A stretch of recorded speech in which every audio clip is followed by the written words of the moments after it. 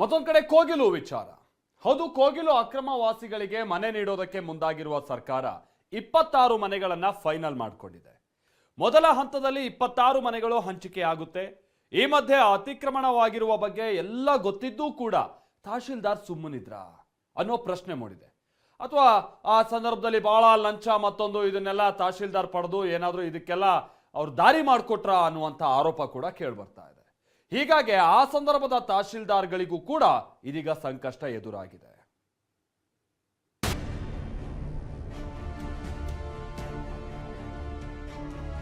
ಕೋಗಿಲು ಅಕ್ರಮವಾಸಿಗಳಿಗೆ ಇವತ್ತು ಸಿಗ್ಲಿಲ್ಲ ಮನೆ ಭಾಗ್ಯ. ಇವತ್ತೇನು ಇಲ್ಲ.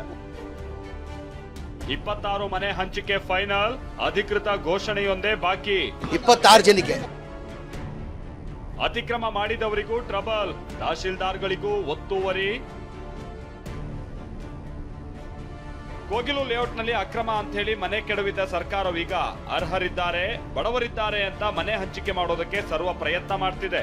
161 ಮನೆಗಳನ್ನ ತೆರವು ಮಾಡಿದ ಸರ್ಕಾರ ಈಗ ಆಲ್ರೆಡಿ 26 ಜನರಿಗೆ ಮನೆ ಹಂಚಿಕೆಗೆ ಅಂತಿಮ ಹಂತದ ಕಸರತ್ತು ನಡೀತಾ ಇದೆ. ಮೊನ್ನೆ ಸಭೆ ನಡೆಸಿದ ಕಂದಾಯ ಸಚಿವ ಕೃಷ್ಣ ಬೈರೇಗೌಡ ಮತ್ತು ವಸತಿ ಸಚಿವ ಜಮೀರ್ ಅಹಮದ್ ಖಾನ್ ಗುರುವಾರದ ಒಳಗಾಗಿ ಮನೆ ಹಂಚಿಕೆ ಮಾಡೋಕೆ ಅಧಿಕಾರಿಗಳಿಗೆ ಸೂಚನೆ ನೀಡಿದ್ರು. ಇವತ್ತೇ ಹಂಚಿಕೆ ಆಗಬಹುದು ಅಂತ ಜಮೀರ್ ಕೂಡ ಸುಳಿವನ್ನ ನೀಡಿದ್ರು. ಆದ್ರೆ ಸಚಿವ ಕೃಷ್ಣ ಬೈರೇಗೌಡ ಇನ್ನೂ ಪರಿಶೀಲನೆ ನಡೀತಿದೆ ಅಂದಿದ್ದಾರೆ. ಇಲ್ಲ, ಈಗ ಡಾಕ್ಯುಮೆಂಟ್ಸ್ ಏನೋ ವೆರಿಫಿಕೇಶನ್ ಆಗಿದೆಯಂತೆ. ನಿನ್ನೆ ಕೃಷ್ಣ ಬೈರೇಗೌಡರು ಫೋನ್ ಮಾಡಿದ್ರು 26 ಜನಕ್ಕೆ. ಏನಕ್ಕಂದ್ರೆ ಡಾಕ್ಯುಮೆಂಟ್ ವೆರಿಫಿಕೇಶನ್ ಆಗಿ ಈಗ ಎಲ್ಲರದು ಡಾಕ್ಯುಮೆಂಟ್ ವೆರಿಫಿಕೇಶನ್ ನಡೀತಾ ಇದೆ. ಎಲ್ಲರಿಗೂ ಗೊತ್ತಿರೋದೇ ವಿಚಾರ. ಇವತ್ತೇನು ಇಲ್ಲ. ಅರ್ಹತೆಗಳ ಮಾನದಂಡಗಳ ಪರಿಶೀಲನೆ ಕಂಪ್ಲೀಟ್ ಆಗಬೇಕು. ಎಲ್ಲ ರೂಲ್ಸ್ ಪ್ರಕಾರ ಅವರು ಅರ್ಹರಾಗಬೇಕು. ಯಾವುದೇ ರೂಲ್ಸನ್ನು ಬೈಪಾಸ್ ಮಾಡಿ ನಾವು ಏನೋ ತಕ್ಷಣಕ್ಕೆ ಮಾಡುವಂಥದ್ದು ಆಗಬಾರ್ದು. ಒಂದು ಚೂರು ಕೂಡ ನಾವು ನಿಯಮಾವಳಿಯಿಂದ ಪಕ್ಕಕ್ಕೆ ಸರಿಯೋದು ಬೇಡ ಅನ್ನುವಂಥದ್ದು. ಹಾಗಾಗಿ ಅವರು ಪರಿಶೀಲನೆ ಮುಗಿಸಿ ಲಿಸ್ಟ್ ಸಬ್ಮಿಟ್ ಆದಮೇಲೆ ಮುಂದಿನ ಕ್ರಮ. ಹಾಗಾದ್ರೆ 26 ಮನೆ ಹಂಚಿಕೆಗೆ ಸರ್ಕಾರ ಪಾಲನೆ ಮಾಡಿರೋ ಮಾನದಂಡ ಏನು ಅಂತ ನೋಡೋದಾದ್ರೆ, ಕರ್ನಾಟಕದ ಬೇರೆ ಭಾಗದಿಂದ ಬಂದು ಬೆಂಗಳೂರಿನಲ್ಲಿ ನೆಲೆಸಿದ್ದವರ ಪಟ್ಟಿ ರೆಡಿಯಾಗಿದ್ದು, ಕೋಗಿಲು ಲೇಔಟ್ನಲ್ಲಿ 5 ವರ್ಷ ವಾಸವಿದ್ದವರಿಗೆ ಮನೆಯನ್ನ ಹಂಚಲಾಗ್ತಾ ಇದೆ.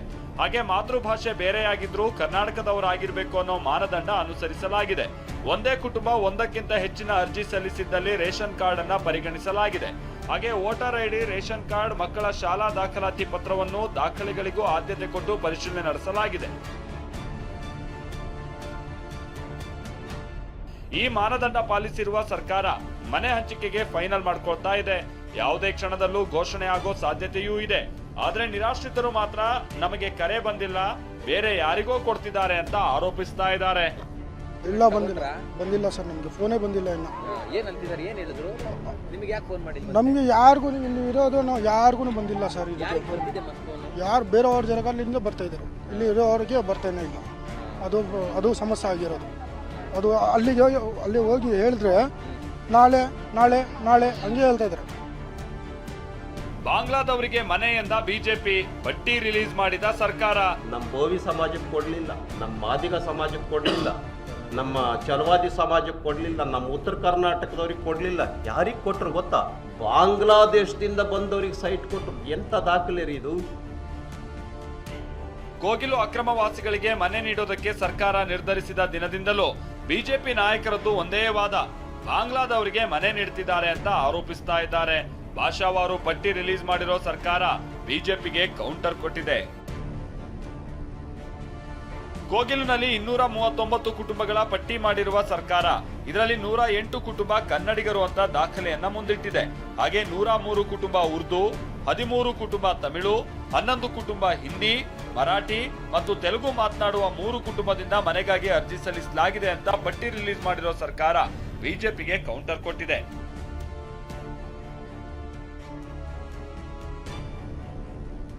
ಇನ್ನು ಕೋಗಿಲುನಲ್ಲಿ 159 ಮುಸ್ಲಿಂ ಕುಟುಂಬ, 31 ಹಿಂದೂ ಕುಟುಂಬ, 1 ಕ್ರಿಶ್ಚಿಯನ್ ಕುಟುಂಬ ವಾಸವಿರೋ ಬಗ್ಗೆಯೂ ದಾಖಲೆಯನ್ನ ರಿಲೀಸ್ ಮಾಡಲಾಗಿದೆ.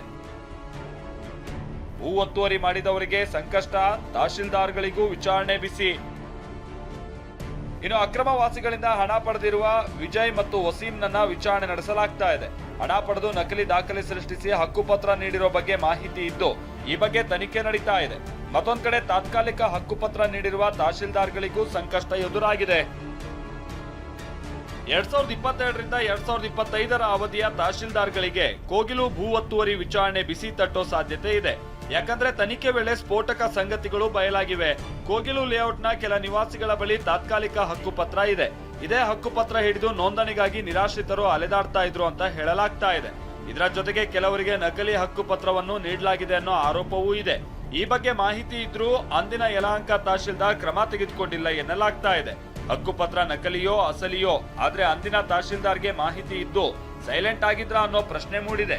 ಯಾವುದೇ ದೂರು ನೀಡದೆ ಜಮೀನು ಒತ್ತುವರಿ ತಡೆಯೋದಕ್ಕೆ ಯತ್ನಿಸಿಲ್ಲ ಅನ್ನುವಂಥದ್ದು ಗೊತ್ತಾಗ್ತಾ ಇದೆ. ಹೀಗಾಗಿ ಸಾಕ್ಷಿ ಆಧಾರಗಳ ಮೇಲೆ ವಿಚಾರಣೆ ನಡೆಸೋದಕ್ಕೆ ಖಾಕಿ ಸಿದ್ಧತೆಯನ್ನ ಮಾಡ್ಕೊಳ್ತಾ ಇದೆ. ಸದ್ಯ 20ಕ್ಕೂ ಹೆಚ್ಚು ಅಕ್ರಮವಾಸಿಗಳನ್ನ ವಿಚಾರಣೆ ನಡೆಸಲಾಗಿದ್ದು ಎಲ್ಲ ಆಯಾಮದಲ್ಲೂ ಪೊಲೀಸರು ತನಿಖೆ ಮಾಡ್ತಿದ್ದಾರೆ. ಎಷ್ಟು ಹಣ ಕೊಟ್ಟಿದ್ದೀರಾ, ಯಾರಿಗೆ ಹಣ ಕೊಟ್ಟಿದ್ದೀರಿ, ಯಾವಾಗ ಕೊಟ್ಟಿದ್ದೀರಿ, ನಿಮಗ್ ದಾಖಲೆಗಳನ್ನ ನೀಡಿದ್ಯಾರು, ವಿದ್ಯುತ್ ಸಂಪರ್ಕ ಹೇಗ್ ತೆಗೆದುಕೊಂಡ್ರಿ, ದಾಖಲೆಗಳನ್ನ ಯಾರ್ಯಾರು ಮಾಡಿಸ್ಕೊಟ್ರು ಅಂತೆಲ್ಲ ವಿಚಾರಣೆ ನಡೆಸಲಾಗ್ತಾ ಇದೆ. ಕೋಗಿಲು ಆಯ್ತು, ಥಣಿಸಂದ್ರದಲ್ಲೂ ಬುಲ್ಡೋಸರ್ ಸದ್ದು. ಕೋಗಿಲು ಬಳಿಕ ಥಣಿಸಂದ್ರದ ಸರಾಯಿಪಾಳ್ಯದಲ್ಲೂ ಅಕ್ರಮ ಮನೆಗಳನ್ನ ತೆರವು ಮಾಡಲಾಗಿದೆ. ಇವತ್ತು ಬೆಳಗ್ಗೆಯಿಂದಲೇ ಜೆಸಿಬಿಗಳು ಗರ್ಜಿಸಿವೆ. ಸುಮಾರು 60 ಮನೆಗಳ ಪೈಕಿ 70% ಕಾರ್ಯಾಚರಣೆ ಮುಗಿದಿದೆ. ನಾಳೆಯೂ ಕಾರ್ಯಾಚರಣೆ ಮುಂದುವರಿಯೋ ಸಾಧ್ಯತೆ ಇದೆ.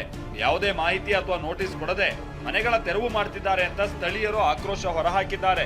ಇದು ನೋಡಿ ಸರ್, ಏನು ಒಂದು ನೋಟಿಸು ಗೊತ್ತಿಲ್ಲ, ಏನು ಗೊತ್ತಿಲ್ಲ. ಒಂದು ಮಿಡಿಲ್ ಕ್ಲಾಸ್ ಫ್ಯಾಮಿಲಿ ಕಷ್ಟಪಟ್ಟು ಎಷ್ಟು ದುಡ್ದು ಅವರು ಮನೆ ಮಾಡ್ತಾರೆ ಸರ್. ಒಂದು ನೋಟಿಸ್ ಇಲ್ಲ, ಏನೂ ಇಲ್ಲ. ಬೆಳಗ್ಗೆ 6:15 ಬಂದು ಸರ್, ಬನ್ನಿ ಆಚೆ ನಿಮ್ಮ ಮನೆ ಡೆಮಾಲಿಷ್ ಮಾಡಬೇಕು ಅಂತ ಪೊಲೀಸ್ ಅವರು ಬಂದ್ರೆ ನಾವು ಏನ್ ಮಾಡಲಿ ಸರ್? ಕೋಗಿಲು ಲೇಔಟ್ನಲ್ಲಿ ಸದ್ದು ಮಾಡಿದ ಬುಲ್ಡೋಸರ್ ಸರ್ಕಾರವನ್ನೇ ಬಡಿದೆಬ್ಬಿಸಿತ್ತು. ಕೇರಳ ಸಿಎಂ ಟ್ವೀಟ್, ವೇಣುಗೋಪಾಲ್ ಹಸ್ತಕ್ಷೇಪದ ಬಳಿಕ ಸರ್ಕಾರ ಕೋಗಿಲು ಅಕ್ರಮವಾಸಿಗಳಿಗೆ ಮನೆ ನೀಡುವುದಕ್ಕೆ ನಿರ್ಧರಿಸಿದೆ. ಇದೀಗ ಥಣಿಸಂದ್ರದವರು ಮನೆ ಕೇಳಿದ್ರೆ ಸರ್ಕಾರ ಏನ್ ಮಾಡುತ್ತೆ ಅನ್ನೋದೇ ಪ್ರಶ್ನೆ. ಕಿರಣ್ ಸೂರ್ಯ ಜೊತೆ ಪ್ರಜ್ವಲ್, TV9 ಬೆಂಗಳೂರು.